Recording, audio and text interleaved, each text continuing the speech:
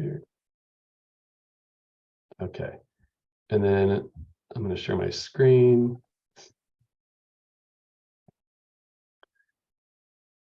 And then I'm going to have you do a Mentimeter poll to get warmed up. So for that, this is completely unrelated to our work, but very important to all of our lives, is your relationship with raisins. Why not? So I'm going to copy the link in here and put this into the chat. Actually, no, great. Paste.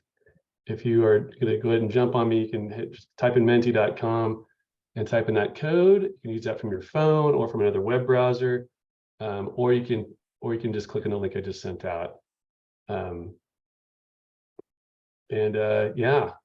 I heard this on a podcast. It's pretty funny. I listened to the Judge John Hodgman podcast, and someone talked about raisins. So this is a very scientific poll. We'll use this to claim savings in many of our programs. So this is very important. So please answer correctly for what your relationship is with I can't tell if I'm happy or sad that I'm in the largest group. It's a very polarizing thing, I think. And again, hopefully this helps you all in your work. Feel free to use this as a random icebreaker for any of your SEM workshops that you do. Yeah. So the options are, if you can't see for some reason what we're sharing in the screen share, the question is about raisins, and the options are, I eat them by the box, the little red boxes typically. Next, they're okay in cereal or oatmeal. Next, they're okay in trail mix. Next option, they're never okay. It's a trash snack. And then lastly, I only eat them because of some guilt. I've been brought up to believe they're healthy. Parents or something, you think parents are watching you, maybe perhaps right now. And so that's how you're going to respond to these other ones. The other divisive one for us in our department is raisins in cinnamon buns or raisins not in cinnamon buns. That's a big divisive one. Yeah. That's a way to ruin some cinnamon buns there. Yeah, right. I mean, again, agreed. I didn't never. If people should, if they should be included in bagels. Some people think they're great, like cinnamon raisin bagels. Some people think it's absolute sacrilege. See, Diana's shaking her head. Yeah, good. Are there other strong opinions, other dimensions to this? Well, they're necessary in bran. Like raisin bran? Absolutely necessary. You cannot have bran without raisin. That's a good. It's raisin bran without raisins. That's just called bran. Yeah. That's outstanding. Yeah. Are there the brain food? The brain food. Are there other things we should bring up that are related to this very important topic? I disagree with Diana about golden raisins. Those are really gross. What about barbecue sauce? Aren't raisins critical to some varieties of barbecue sauce? Wow. Really? Ask Chad. He's Chad the Texan. He should know. Yeah. Ladies and gentlemen, I'm in Kentucky right now, and we went into a major food market last night, and there must have been 75 to 100 kinds of barbecue sauce for sale. I'm sure there's raisins in one of them. Yeah. I just told Rory I was in line at a barbecue place 2 weekends ago in Lexington, Texas, which is middle of nowhere, but near where my family's from. And we got there at about 10 in the morning, or no, I'm sorry, 10 until 7. So we got there before 7 a.m. and it didn't open, and then it opened at 8. And I was 103rd in line already at 10. Oh 7. I'm kind of strange like this. Anyways, I'm pretty sure it would have been illegal to have raisins in our barbecue sauce. That would not. In Texas. Yeah, I know. Yeah. Chad, I want to know why you picked a question that is tearing us apart so much. not unifying us. That's a good question. Well, we can get to the business at hand, and then if we still have time, we can dive back in on this very important topic for our country. So a few quick things. So housekeeping, we are recording this. Thank you so much for responding to Mentimeter and for putting in chat. I've seen lots of great things in here. Again, the Sunmade, the raisin commercials, Holly, good call out there. Yeah, there's so much to get to know on this. And thank you all for putting your cams on. We'll be hitting a number of things. This is kind Who's of eating? Somebody's eating Raisin Bran. Oh yeah, do mute yourself if we're motivated you to be eating raisins right now. But yeah, we've got a number of things to hit, so let's get to it. Let's see. So wait, I'm sorry, something wrong there. Here we go. LT members. We have there are 10 leadership team members for the North American NASEMC Collaborative. This group basically kind of cycles off typically a third every year, and so it's a 3-year commitment. This year we had a couple of folks that actually had to drop off in more of an unscheduled way, and so we actually have 5 new folks. But you can see them on this map here.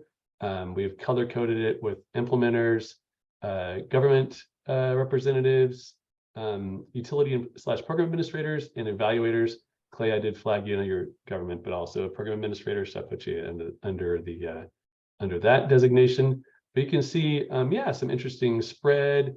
A couple of folks in Canada, of course, Oregon, and not of course, but Oregon is represented well as it typically is. But also we do have some new folks in many parts of the area. So let's get to the new people, which are shown here. I'll introduce them really fast. So we got Pam from Cascade Energy. So excited to have her here. She leads their SEM practice. We've got Diana from MCE, which is Marin and some other surrounding areas in the Puget Sound. I'm sorry, in the San Francisco Bay Area. John Feldman from the Independent Electric System Operator, or ISO, in the Toronto and Ontario areas. Laura Griffiths from AESC, and lastly, Clay Hoover from TVA. If I could, I think you're all 5 here. And if you could all maybe just say a couple of things about yourself, and maybe your favorite thing about SEM. So we'll start in that order. So Pam, if you can lead off. Yeah, hi. I'm Pam Burkle. I'm the SEM director at Cascade Energy. I've been working in SEM for about 9 years in different roles. And before that, I was an architect. So I have design tips for you if you would like them. My favorite thing about SEM, I think, is the introduction and awareness of decarbonization as part of energy reduction. So super excited that we can be helping sites reduce their emissions while helping them reduce their energy use. Outstanding, great, Pam. Thank you so much and welcome. And Pam has done so much in the SEM landscape for the last along many years, including leading a lot of their California efforts and other things. And so we're so excited to have her be part of the team here. Thanks. You bet. Next, we go to Diana Joe. Diana. Thanks, Chad. Yeah, good morning, everyone, or good afternoon for some folks. I'm Diana Joe. I am the program manager for MCE's Strategic Energy Management programs. We serve ag, industrial, large commercial, and now multifamily properties. And I've been in the SEM space for about 3.5 years now. So I'm one of the newbies here. And my favorite part about SEM is actually the treasure hunts. I love seeing all different divisions coming together on these treasure hunts, and the excitement that people have just walking around the sites. So Outstanding, great, thank you so much. Next we'll go, let's see if John Feldman is here. Let's see, John, are you there? Okay, then I'll just make a quick statement about John. A number of us have known John for a long time. Many of you, if you were at the Industrial Summer Study in 2019, he was one of the co-chairs. But he's definitely been in the SEM space for many years. Kevin Wallace and myself and a number of folks have had the fortune of being able to work with him. And again, also a number of the folks, like the Goldfin team in Toronto, for example, have had a chance to work with him. But very long history in SEM, and brings all kinds of great experience. Definitely been a big proponent of expanding it, especially in the Ontario area. So we welcome John. Next, one of my other favorite people in the SEM community, who has just a joy to talk with and has always some interesting insights from her different backgrounds, but has been doing SEM for many years as well, and brings so much to this leadership team. Laura Griffiths. Hey, thanks. Laura Griffiths with AESC. Yeah, I've been in SEM since about 2014, and in EE since about 2009. And what I love about SEM and why I moved into it was that way it combines technical solutions and organizational change or development. I love to geek out on stuff, but only because it helps people get their jobs done.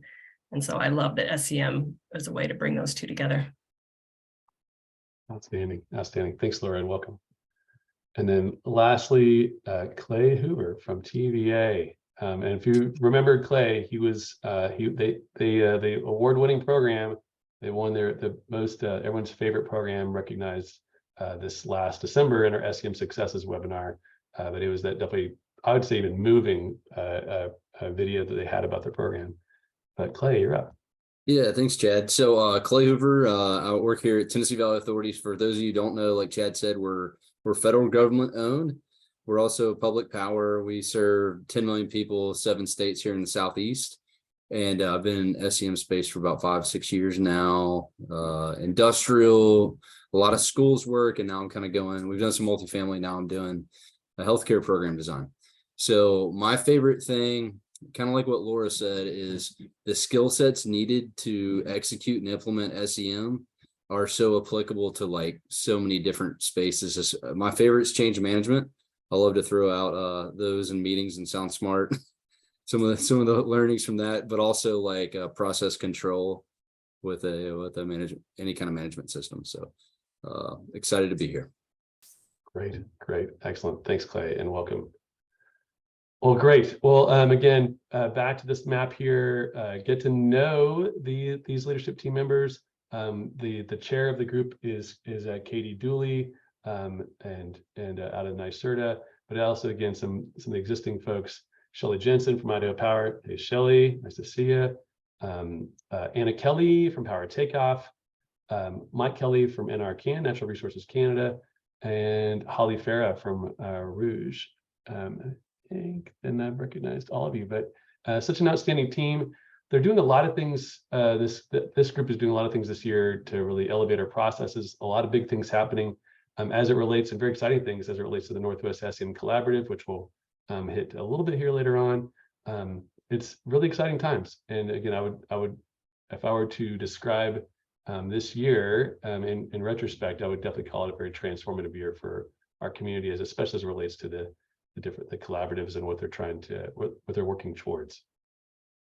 And again, if you also, if you're not one of those folks and you'd like to get involved, we have working groups of all kinds of great things happening and ways for people to be involved.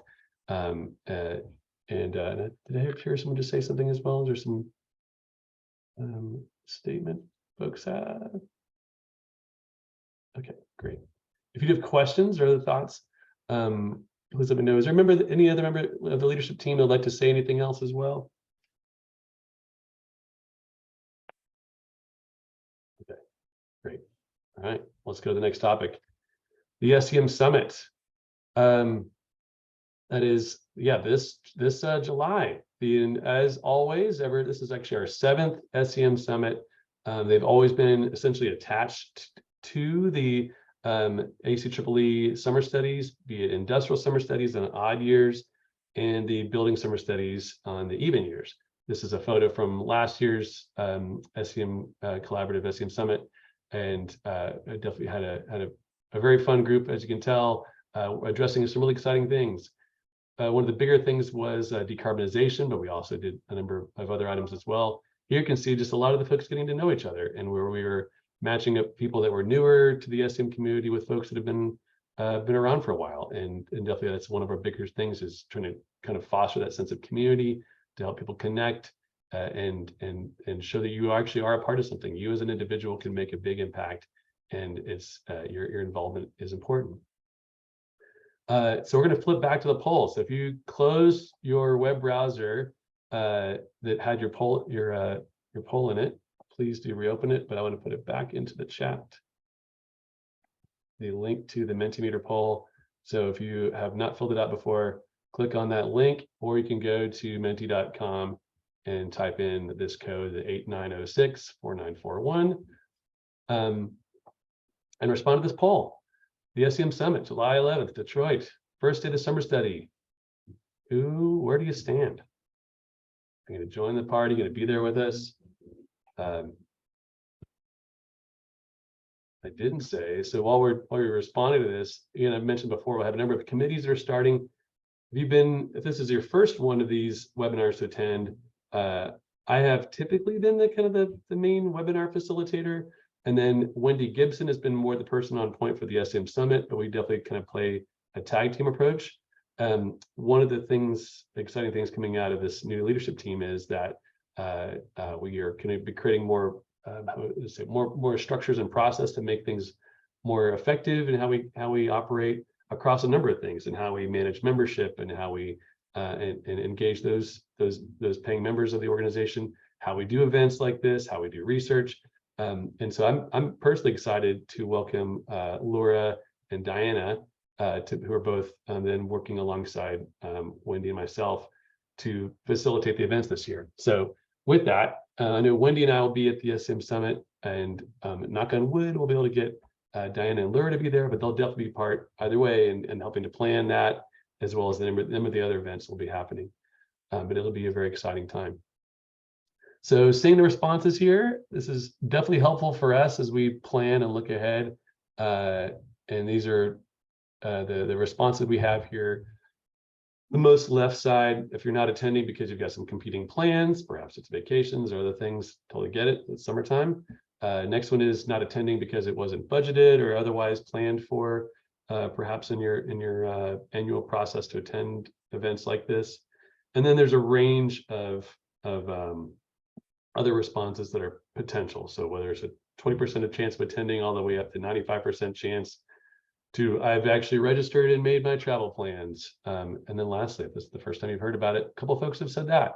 If that is the case, please let us know if you have other questions after this. Feel free to reach out to us and ask some more that we can help you make the business case to your powers that be to help you to come. We're happy to do so, and definitely have had, again, it's been a very, very positive experience for the folks that have attended over the last previous six events. Are there other thoughts from the group about the event? Anyone want to make a quick plug for what an amazing event the SEM Summit is and why folks should attend? I'm going to get an elevator pitch.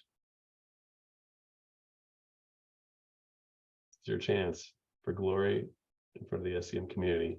I'll say it's usually a lot of fun, thanks to Chad and Wendy and crew, and it's a great chance to meet other SEMers in person. Thanks, Pam. Indeed, you come to this and you'll feel like you're a part of something. Diana, maybe you're going to say something? It was. I attended the one last year. That was my first time attending, and I really appreciated having many stakeholders in the room, not just program administrators, but implementers, evaluators, and how collaborative the session was. Great, thanks. It's Clay. I'll jump in and say I thought it was an excellent meeting last year in California. But hey, this one's in Detroit. It's got a great airport, easy to get into and out of. So travel should be fairly accommodating. Indeed. I know Diana and Laura and I were already talking. I was like, if you want to go to see Motown, which I'm a big music buff, so I'm all in if you want to come for that, or if you want to come see a Ford plant or all kinds of really cool stuff to see in a very historic and dynamic, vibrant city. I think the Tigers are not playing at that time, unfortunately.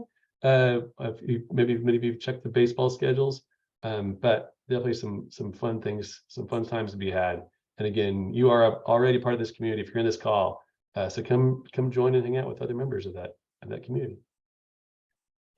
All right, well, let's flip back to the update with respect to the North American Collaborative and Northwest SEM Collaborative. We did chat a little bit about this in our last webinar, and are excited to say that both organizations, the North American Collaborative and Northwest Collaborative, have signed an MOU, a memorandum of understanding, to integrate the Northwest scope and function into the North American scope and function by the end of next year, which is really amazing. And so I'll provide some color on that in a second, but before I do, I'll just say here's what those things all look like. There's a transition committee with representatives from both organizations that are beginning to meet to nail down kind of how those processes do integrate together.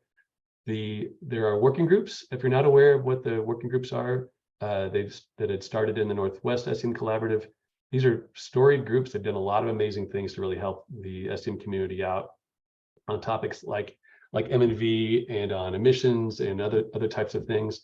And those groups will continue. They are continuing right now, and the North American Collaborative will be working with the Northwest, with that kind of transition group, to figure out how to expand those and involve other members, and or to create new groups that do span outside of the region. So some positive and exciting changes coming out there. And then on the Northwest Fall Workshop, the Northwest SEM Collaborative Fall Workshop has happened, Kevin, how many years? 12? Officially or unofficially, I think we had an extra Seattle year in there with Kim and others. Yeah. But in Portland, for sure, 10. Yeah. Happened for many years. And so that's still happening. That is this October 19th in Portland. And you definitely don't have to be from the region to attend, for sure. We've had folks from other regions attend, but it's definitely a very outstanding regional workshop. And again, the North American Collaborative will be looking at that and how to make those processes that go into pulling that off and being such a successful workshop to be able to repeat those and scale those into other regions as well. So definitely exciting things for the North American Collaborative, not just if you're in the Northwest. I should say too, again, just providing context, the first SEM Summit, before we even had the North American Collaborative, was even a name of something. We had an SEM Summit, and actually that was Kevin and myself, as well as Nick Laritz and Warren Fish, both of those folks from NIA. And we were heavily involved in the Northwest Collaborative for a number of years by that point. And we said, it'd be interesting if we did a meeting of folks adjacent to the Industrial Summer Study in 2017. And so we worked with ACEEAA to pull that meeting off, and we had to call it something. And we said, well, we'll call it the SEM Summit. We'll be in Denver, mountainous, so let's call it that. And then that group, we had a lot of folks attend. They really loved it, and we said, this is great, should we meet again? And they said yes. And should we create a lasting thing? And they said also yes. And we decided the scope should be North American, so it became the North American SEM Collaborative. But really, it's in a way, again, kind of a spin-off of the Northwest Collaborative, and now it's kind of coming back and merging into one thing, which again, we think makes a lot of sense for all of you and your organizations. And again, we're very exciting that it'll kind of preserve the lasting legacy of the amazing things the Northwest Collaborative has done. Any other thoughts? Chad, there's a question.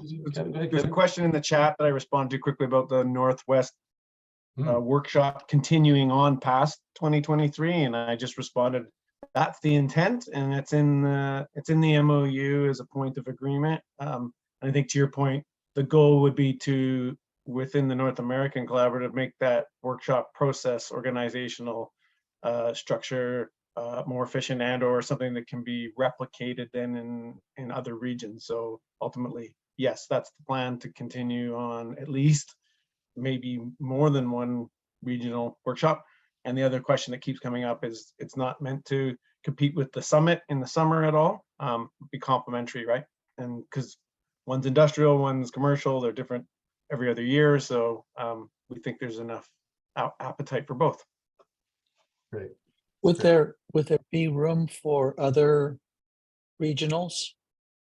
That's our I'd say it's a hypothesis. The Northeast has, through their regional energy efficiency organization, NEEP, which is kind of the NIA of the Northeast, if you will, or the SIA of the Northeast, or whatever region you're from. They conducted probably 3 of them or so. I'm looking into the cams to see if someone can corroborate that statement, but I think roughly 3 or 4 of those that they've had. Not recently though, not the last, I think not since COVID, but definitely some interest there, and definitely interest in the regions. And so again, we'll be looking to, what do local in-person workshops, like how can that foster connection in different regions? How can those be used to elevate, to help programs start where they don't exist, or which frankly, again, the Northwest really helped both within the region, but it also influenced a lot of things outside of the Northwest. But can local forums serve similar purposes, and again, how do we do that in a kind of right-sized way? So some very exciting possibilities, I guess I'd say. Maybe Detroit's a place to think about that, because the Midwest and Northeast should be a place where they would be present. Indeed, the many programs in the Midwest, and so yeah, what could a more consistent connection through some local activities, like including a local forum, local workshop. What could that do? Do you want to call out? Yeah, Kim Crossman. Thanks, Kim. Put in the chat a project that she led about the history of the Northwest SEM Collaborative, which was amazing. Kim, can you provide a minute of color about that as well? Sure. It was a working group put together in the Northwest SEM Collaborative. Some illustrious people on your leadership team. We had Anna Kelly. Yeah, there were 5 of us. It's all listed there. But really, since we were the first in, this is kind of it's a history of SEM in some ways, told from a very Northwestern perspective. Yeah, but the way that the Northwest led to the creation of the North American SEM Collaborative is kind of laid out in this. It gives you a little bit of history and how it all worked and how we all worked together, which half of the people in this room were there. So at least, but for anyone who's newer, it's a good resource, and it has a great list put together mostly by Anna of SEM research references and stuff. So there's some real gems inside of it that I would recommend. That's great. That's great.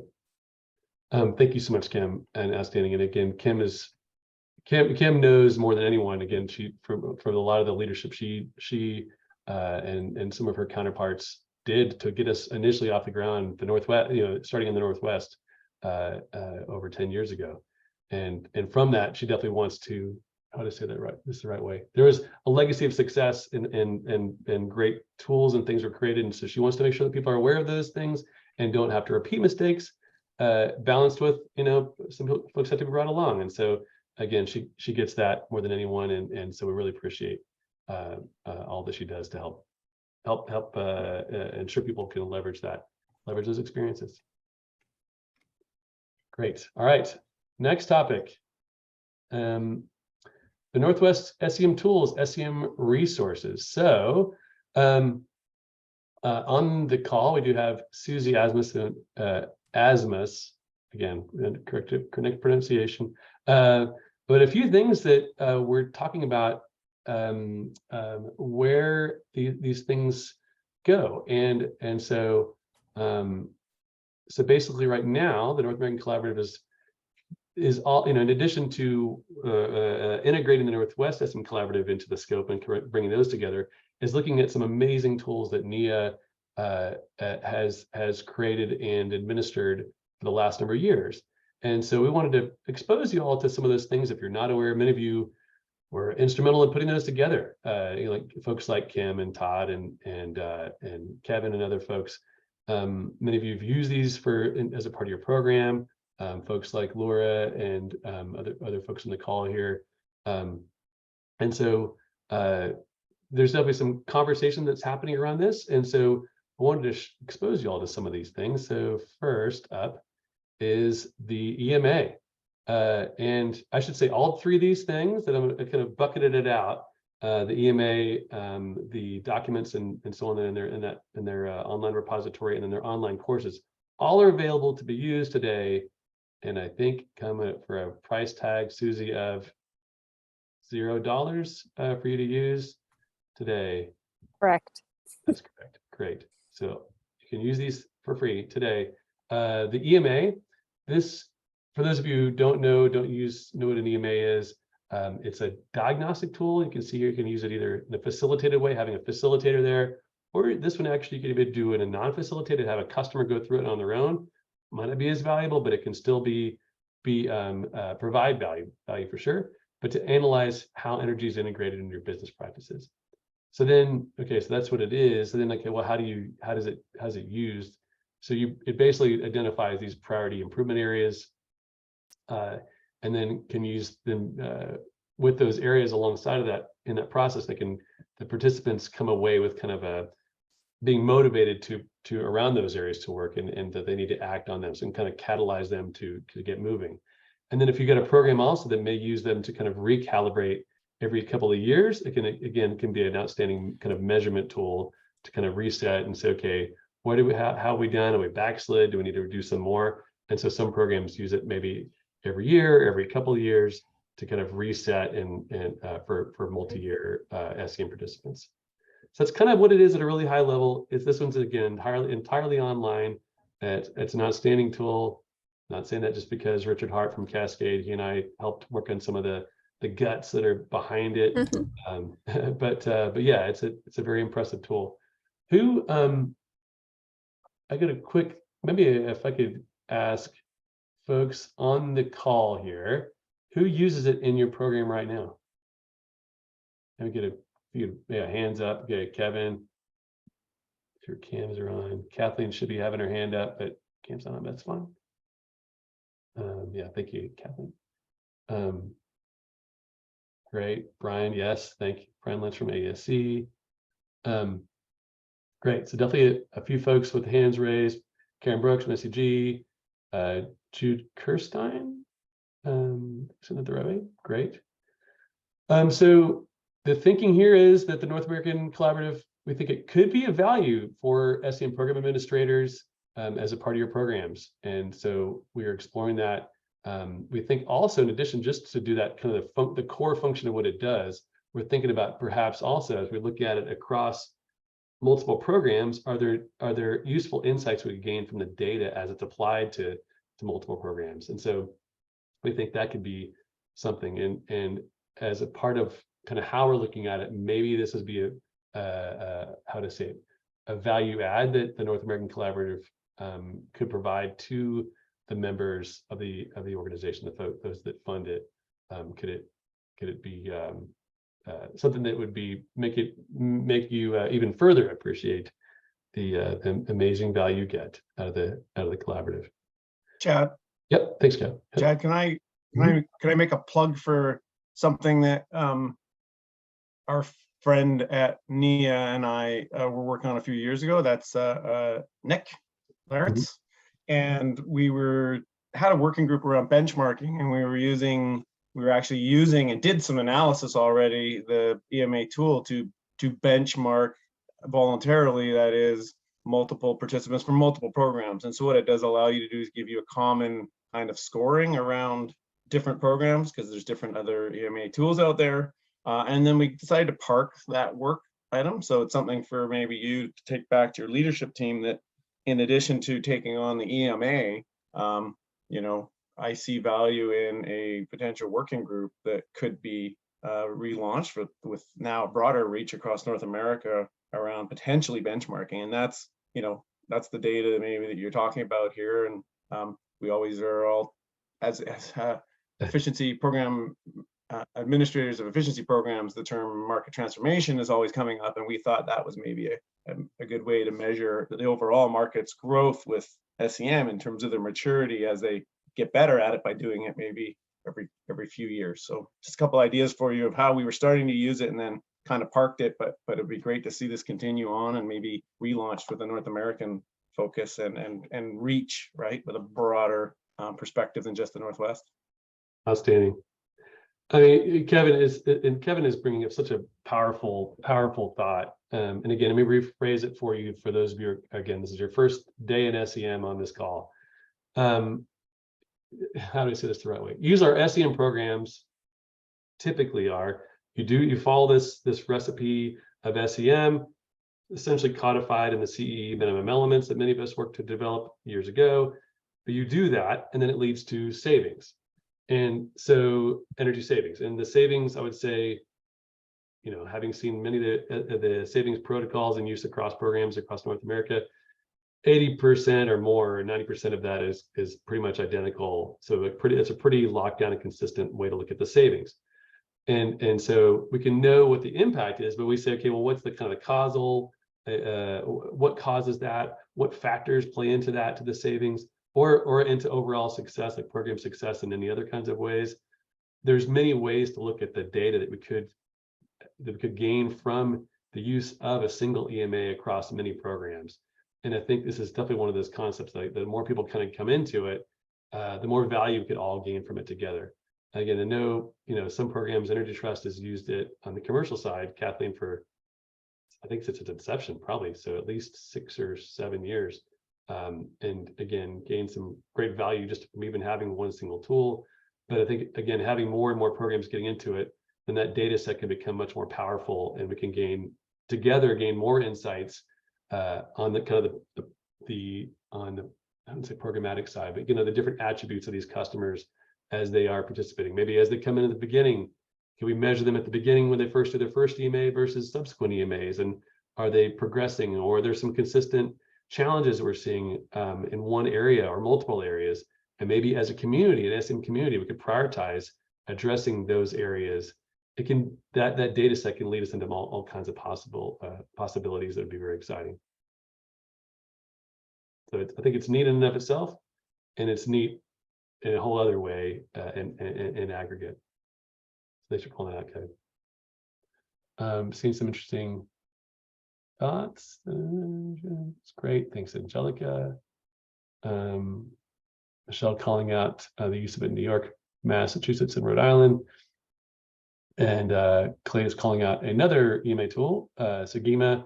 But there's many other EMAs out there. Inventa was the really the first one that many other tools, basically I'd say all tools have probably been based upon over the years. I assume Inventa, actually, I think Inventa helped develop the actual online EMA on behalf of NIA. So Inventa was involved in that chat.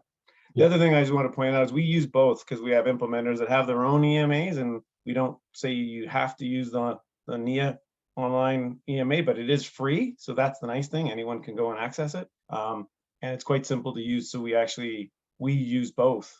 So there's flexibility in being able to use, letting the implementer pick the tool that they probably developed, that they do more than just your EMA with. It's more of a guide for the areas of focus and the specific actions they need to take versus the online EMA. And then we come back in and score them to see how they're progressing over time. So it's quite low effort to kind of to do both, and we still do both. Right. There's also a 50,001 ready EMA now. It's very, very long, but it's out there. Yeah. Bill Miller's taking notes.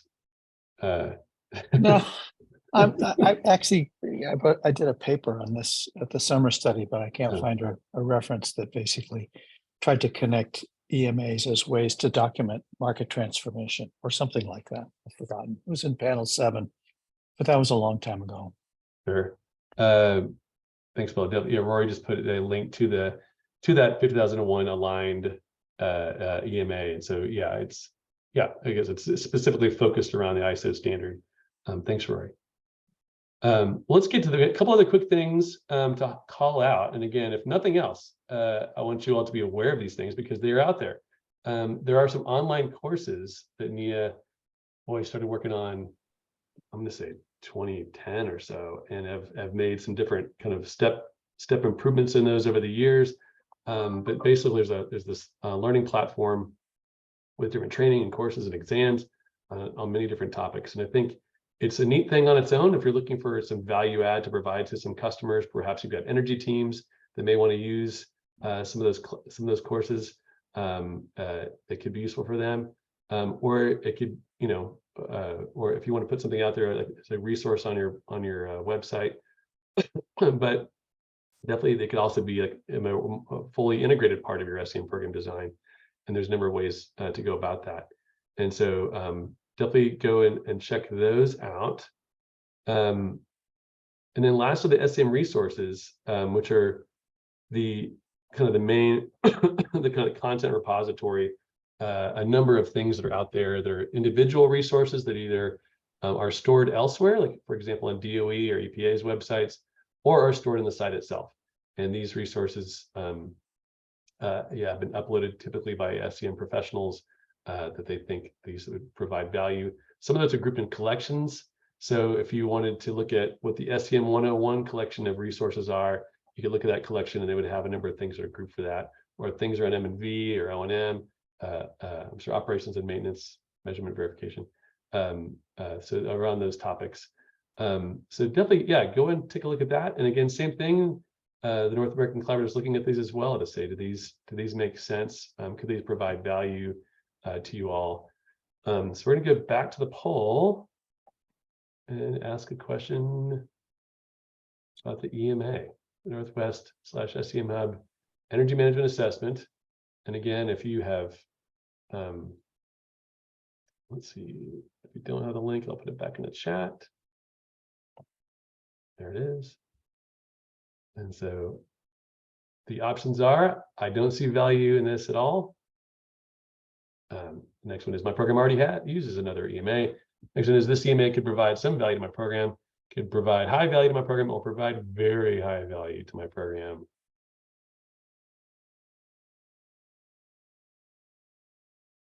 I'd like to thank any of the people who are masters of survey design for not jumping on me right now for making it, if I make this too biased about positive over here, perhaps.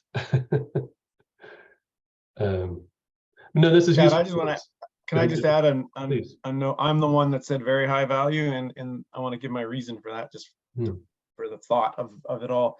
BC Hydro's actually used that EMA tool to score our customers, and that actually informs then our savings claim that we actually take to our regulator.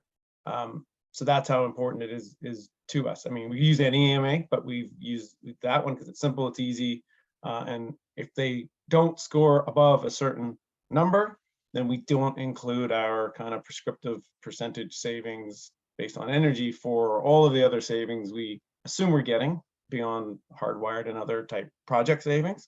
And so it's a tool that we use to actually base our savings claim on for our SEM program on the industrial side. Yeah, Chad, I don't have a program, so I didn't vote. But if I were to have a program, and if it were a comparably rigorous EMA, I would have voted with Kevin. Great. Thanks, Bill. Any other thoughts? You can put it in chat, but folks that have any other thoughts about EMAs or maybe on the value of this? Again, this question to you all is for the North American Collaborative to kind of assess, are this something you'd be excited about? Not. And so I guess I'd say I don't need it, not that we don't need to hear if you're not excited, but I guess I'm really more curious from the folks that say like, this would be great. Yes, please. If we could kind of bring this, how to say this, make this something it's easier for us to use across, not just easier, but something, again, because you could use this right now anyways, but if this could be something that's more of a core thing that North American Collaborative does, maybe with the administration of this can then start to lead different analysis of the data that comes out of that. But yeah, did anyone else have any kind of some thoughts that'd be useful for us to hear right now. And I'd also like to build on that. I believe we talked about how there is a potential function of the EMA to compare like buildings or in industries. And so if there are features that would be of value to others that might not have that, you know, the larger data set outside of their state or program area, if there's features that would be useful, that would be good to know too. That's great. That's Yeah, so Chad, good. I'm just going to add, you know, when I talk about the benchmarking work we did, I think in terms of your question here, I kind of qualify it slightly differently, that having the EMA tool available now, supported by the North American Collaborative and accessible and used to collect broader data, it may not have what I think you're asking here of a direct impact on your program in terms of using the tool in the implementation of your program, but could have a very, you know, beneficial indirect benefit in terms of providing data and analysis around like whatever type of analytics you want to run on the data set to help inform your program or your program design. So the impact could be less direct than what I think you intended in the question, but Sure. think about it that way as well, maybe. Think about it that way as well, maybe. Yep. To, you know, and restating Kevin's suggestion, you know, that what value could you gain from having this data that kind of that he and Katie are calling out, you know, to help you make program decisions, to help you guide where you need to make refinements and how you're addressing certain customer segments, or other ways of looking at how you continually monitor how your program is doing and where the opportunities are. So that's great. I want to support Pam's comment. In fact, similar to it, there were a couple of international guidance standards. I forget their numbers, 5, 11, I forget exactly, that basically serve that same kind of function to sort of be diagnostic tools in terms of, you know, how's a particular customer or site doing and where they can do better. And then across that, you could look at, like, in general, where your program could strengthen itself. I just think that's an invaluable approach. That's great. Yeah, Bill, actually, good point. 50,005 is a guidance standard in support of 50,001, and Chad and I helped kind of get the ISO technical committee to develop that, and the German committee led the development of that. But a few years ago, Chad and I actually presented the actual question set from the EMA tool that he had developed and Richard had developed as kind of the foundation and the starting point for 50,005. So the intent there was to have something that goes it's not just North American available and utilized, but a document that provides the same sort of scoring and question set, but that's been agreed to now internationally. So you could be comparing facilities through that 50,005, use that to then compare your facility in Europe to North America. So that actually does exist, and we're always looking for ways to use that more too, Chad. So that's another maybe thing that the LT can consider, is that there's an international standard developed off of it and has a broader reach even in terms of the basis of it and the question set behind it was from the EMA tool. This is why I love this group and why I love this and the how to say it, the not just collaborative but kind of conversational comfort we have with each other. This is actually, I wouldn't say this is, I thought this was a straightforward question or topic, but it's actually such a rich topic. And for those of you who've been a part of it, again, folks like Pam and others here in this call, that you appreciate, how much there is to this, and what the possibilities are of what we could do with that. Again, not only in the US and Canada, but potentially elsewhere, like with that, again, how we could help. Chad? Sorry. This is Kim. I was hoping I could make one comment of the way that North American SEM could help with the EMA. I was around when it was first developed and had a lot of, insight into it. And my biggest concern about it was not that the question set was off. That's good. The structure's good. What I thought was sketchy was that in some areas, what we decided was a 4 versus what we thought was a 5, we're just making it up, right? I was there. I know we were, it was being made up. You know, things like, well, you get a 5 if you take your incentives and put them in a bank account and use them to fund new projects. Okay, that's just a nichey little tactic. It's not an indicator, right? So if there was any way that the North American Collaborative could help provide actual evidence that what we're calling excellent practice, a 4 or a 5 on a 1 to 5 scale, actually is proven to be that. Because my concern is we're misinforming customers. We're like directing them towards best practices that are just imaginary, you know, or somebody saw it once and it worked really well in that circumstance. That doesn't make it best practice. So I'm really interested in whether we could use the EMA as a benchmarking tool and actually prove, because they're not the same thing as analyzing savings outcomes. They're very, very separate. They're not measuring the same things. So I would like to know if what is being called a 4 or a 5 in the EMA tool has proof, real proof, that that's what best practice looks like. And I think the North American Collaborative could collect information and then align that with actual evaluation information and other things to actually figure out if we're making up best practices or if we're reporting known best practices. Thanks, Kim. I think it's a Kim, great I point. love you. I'm sorry? Kim, I love every word you said, and thank you so much for that historical information that you had on the development of the EMA. I think we have a wealth of data these days. Maybe when EMA was first developed, we didn't have this much data, but now SEM is no longer the new program. So we have a lot of data that if we could match these, what EMA detected with the actual data, which is not a terribly complicated data analysis, I think then the EMA's value is going to be huge. Yeah, so there's a couple of themes. Thank you, Holly, as well. A couple of themes in there. So one is, I think, an important, very important one that in the second part of what Kim was saying, which is EMAs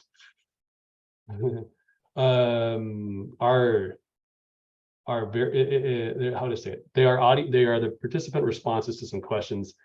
And it's like, and sometimes it's their perception of what the reality is, or sometimes it could be the reality, or it could be their awareness of the reality, right? So, and it could be that, you know, they said, do you have an energy policy? And they say, yes. But if most of the folks in the room didn't know that, do they really have one? Or if they didn't know they have one, you know what I'm saying? So there's like some subjectivity there, but it could even be affected by their moods walking in the room or how distracted they are. It's again, to her point, it's a much more, I wouldn't say subjective compared to energy data, you know, that we use for M&V and those processes and practices, but there is an inherent subjectivity to it. And so completely relying on that in the way we rely on energy savings protocols is a different thing, to put it mildly. With respect to the content that in that EMA, as the person who worked on them and really benchmarked what's in the EMA content to every other EMA or a lot of the other EMAs that are out there, I would say either that it's consistent with the other EMAs that are out there, or we could say that all EMAs are flawed because they're all have a degree of subjectivity built into them based upon the person that built them. And I'm not aware of any EMAs that have actually have proof, you know, that you could say, well, the invented one actually have done the analysis and they actually know for sure that a 5 is a 5, or anyone else's tools. If someone else has done analysis and knows that, I mean, you know, not Pam, I'm not sure, like pick on you, or like if Cascade has the answer, they've done the tool, they know for sure. Or if it's, you know, we do not have the answer, and I appreciate Kim's viewpoint very much. I agree there's subjectivity, and I feel like EMAs have a tendency to be overanalyzed. If we write a big report about this EMA conversation, I just think it's making things look like data that are actually subjective conversations. So I do think that there might be value to cross-referencing. Do people save more if they score higher on the EMA? In general, that would be very interesting, but I don't think we can, make hard numbers and, swear by things based on it. Yeah, trying to identify a strong causal relationship. I mean, I know Kevin, and then so Kevin and I and Bill and some other folks in the international community, what we came up with in ISO 5005 is not based on, I wouldn't say it's based on proof, but it did go through an international consensus building process. So it was a broader input, Chad. And if you remember in that, it was kind of to Kim's point when we first put it forward. I think the quote I'll remember, and I can't remember who it was from which country, was we had this level 5 that was kind of world class, we called it. And the question was, well, who says that that's world class? Or the contrary was, well, no, there's nothing beyond 50,001. Meaning, if you're doing everything that 50,001 requires, there are no quote unquote activities like the things that Kim was referencing beyond that. That's it. And Chad and I were like, well, no, you could be doing things going beyond 50,001 quite easily. And we agreed, and we have there's an annex that has some what are called best practices in it now. But you're right. And I don't think we're ever going to avoid that argument that Kim raises, that who says that a 5 is a 5 or that activity is a 5 and not a 4. My only counter is, well, the experts that have developed it say that. And if I think back to the first time I ever saw an EMA 25 years ago from the Carbon Trust out of the UK, I would hope that the questions and the examples have changed over time, right? Like in terms of we are being more effective and we are being more rigorous, and there's more knowledge-based learning to say that, yeah, there are these things that you can do and go above and beyond, and we kind of know what they are. And so, yeah, but it's not perfect. It never will be. Could we have a work group that takes on what's next for EMAs, and Chad can get to the rest of his slides? Well, thanks, Bill. And you're volunteering to lead it, I heard, Bill, right? Yeah. Sounds great, Bill. You're on. Well, I will say the last thing is thank you all so much. This is a great work, great webinar. Thank you all for joining. We will have our quarterly member roundtable, our QMR, for all paying members of the North American Collaborative on Wednesday, May 24th. So look for that invite coming your way if you, again, are a paid member. If you're not a paid member, reach out to your favorite leadership team member and ask how to become one. Pony up. Exactly. But thank you all so much. Enjoy the rest of your day, the rest of your week. Enjoy a beautiful spring wherever you are. And we'll talk to you all soon. Thank you all. Thank you. Thanks, Chad. everybody. Bye. Bye-bye. Thank you. Good to see you all.